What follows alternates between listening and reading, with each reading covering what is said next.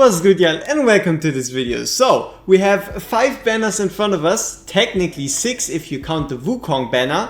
And my mission, at least for this one, is trying to give you as much information as possible and potentially help you decide, to avoid some bad picks when it comes to the banners. So yeah, we have a grand total of 6 banners. We'll pretty much go through them. I'll tell you my thoughts and also like special conditions, especially for the Frostfall Luckypick, when it is or might not be appropriate to talk about it.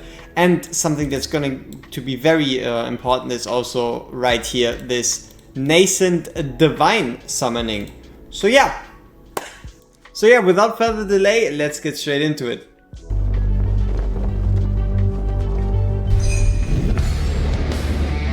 Our research begins. Alright, so first banner, let's just go from top to bottom right here. Simply speaking, you can never really go wrong with the 2x banner, especially now after the recent pity changes. It has only ever gotten better.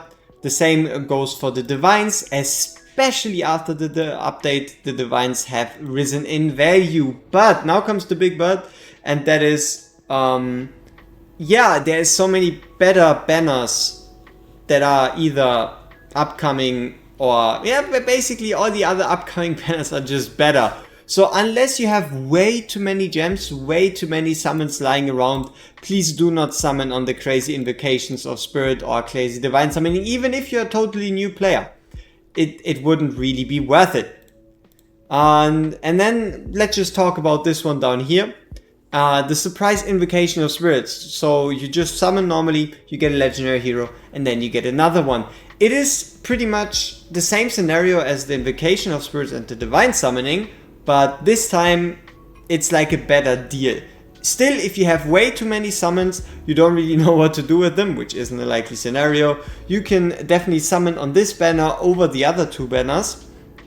But the only real deciding factor here would be if you're super close to legendary pity.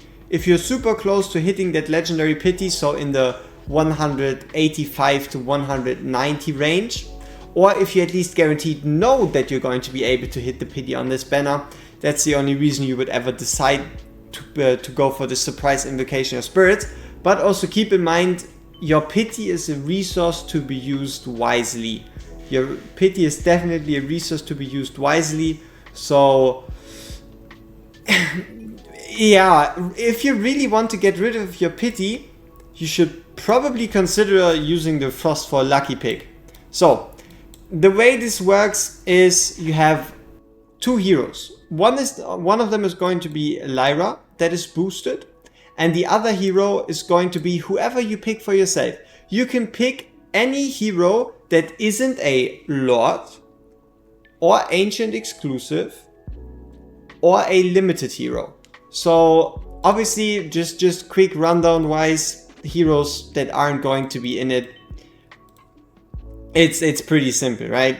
We have all our fighters here, just ignore the lords, ignore everything with the chaotic or the ancient faction in it, and also ignore Imrit because he's ancient exclusive. So as far as I can tell from the description, they said you weren't able to take lords, specifically lords, not quite the unnamed faction.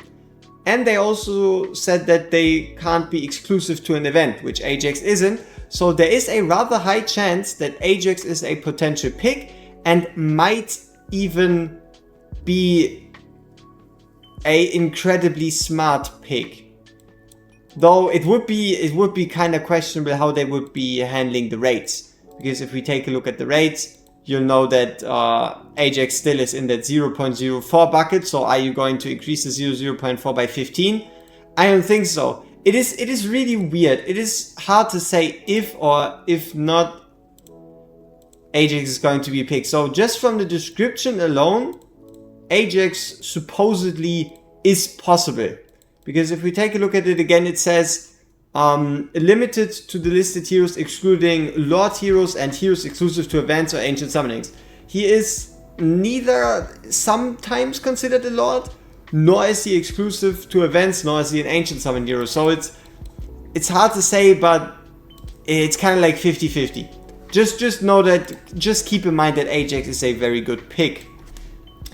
Ajax is a very good pick. Besides that, other picks that might even turn this banner into a must summon is pretty much Elwyn. If for whatever reason, all the way back in the selector for the hero, you haven't picked Elwyn, this is your banner to pick her up. And now it's kind of like the +3 argument of if you have way too many summons, you don't know what to do with them, rather than summon on the 2-axis or the Invocation of Spirits, summon on the Frostfall Luckypick and pick someone like a Hex, a Silas, a Vigurna, an Elwyn, anything that's like super strong or by themselves. Arrogance, if you're looking for awakenings. It is really, yeah, kind of like it just pick your hero, right? You pick your hero and you pick your hero. So now Lyra on the other hand, let me give you a quick rundown and yeah, let's think a bit about it, if she's really worth it. So there is one interesting thing, and that is the fact that she at least doesn't count as a summoner, right? So her cosmic rifts don't make her a summoner, which means you don't really have to be scared of missing out on her and then not being able to make like a sun-wukong team comp, because sun-wukong obviously has his summons, and then if you use a lot of summon boosters, obviously bringing another potential summoner in there would just make sense. She at least doesn't count as a summoner, so that means you don't really have to go for her just to get a summoner. On the other hand, what she does do is 30% permanent magical res reduction. That's the same thing Ajax does, but almost even more reliable. Any basic attacks she hits on the target apply 30% magic res. So obviously it is single target, but she can also hit quite a lot of targets, especially if they continuously proceed to die, which is rather likely with a magic res reduction like this. This is also the highest magic res reduction in the entire game. So just from this, she already has like a really strong benefit. And then you have these cosmic rifts, which pretty much mimic her basic attacks and focus fire. So focus fire, the one that Pyrus and Twin Fiend do. So yeah, otherwise she has like a basic attack that just does normal damage. Her meteors do rely on her having the cosmic rifts open because it clones those. So yeah, if you truly want to get the full 2100% damage, you do have to have 2 cosmic rifts on the field. And also, here comes the important part, is this Rift Resonance here. If you want the full benefit from the Rift Resonance, so the full 25% attack boost, and the Dispel, which is a really, really important part of her kit, you do have to time your ultimate so that both of her Cosmic Rifts are active at the same time. The way you get these Cosmic Rifts is they last for 15 seconds and every basic attack has a 40% chance. So there is a possibility where you use her ultimate, it summons these meteors, and it says hits. So it basically is the moment when it collides with the target. So there's a very there's a chance that you use her ultimate and she only shoots meteors, or she shoots 2 meteors, but before the meteors, or even 3, before the meteors hit, your Cosmic Rift disappears, which means she wouldn't be able to dispel. And then you have Celestial Confluence, which pretty much just works with her Cosmic Rift, allows her to do even more damage. Now that we have like a general understanding of the kit, this is where like the A1 really comes in. If you want her at a 100% chance to always dispel, you do need the A1, because the A1 increases the duration of the Cosmic Rifts, preventing the scenario of them disappearing before the meteors hit. Otherwise, the A3 just allows you to do more damage with the Cosmic Rift, and the A5 ignores allows the ultimate to ignore 70% magic rest, but reduces the hero's rage regen, which obviously is going to increase her damage. Combined with the already 30% magic rest reduction, she pretty much ignores all magic rest. Now, we talked quite a bit about her kit, I guess you could say. What would be like the... Yeah, how would you describe her? I mean, she's a very, very strong single target magic damage dealer with a lot of utility in the magic res reduction, and she is a key staple of infernal teams, and she's a dispeller. So if you do not have Kigiri or Lucius, she's pretty much a must-have if you want to have a shot at dealing with Guild Boss 2, because you really do want to get rid of that second phase buff.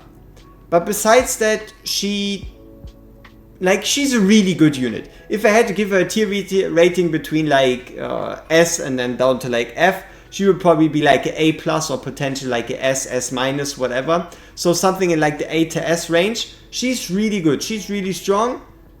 The issue is there's someone who's stronger on the horizon, and that's obviously Wukong.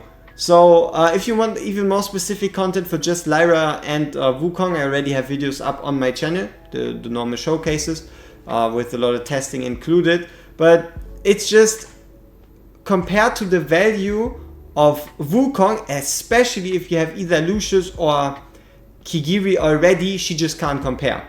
She shouldn't be the reason to summon for, unless you're just looking for that female bonus rather than Wukong. So yeah, that's kind of like the thoughts on Lyra.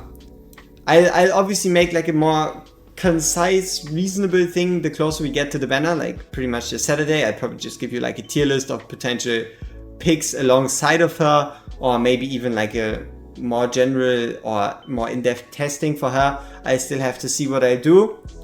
But now we come to the easiest decision of all. This banner is a must summon. Like, just summon here. Summon on this banner. Try to get your luck up. If you do hit a legendary with your divines, you are guaranteed to get a hero that is unowned. Now, unowned actually means not in the gallery. Whenever you get a certain hero, like for example, here we got, where is he? Am I blind? Where's Krog? Isn't he a watcher?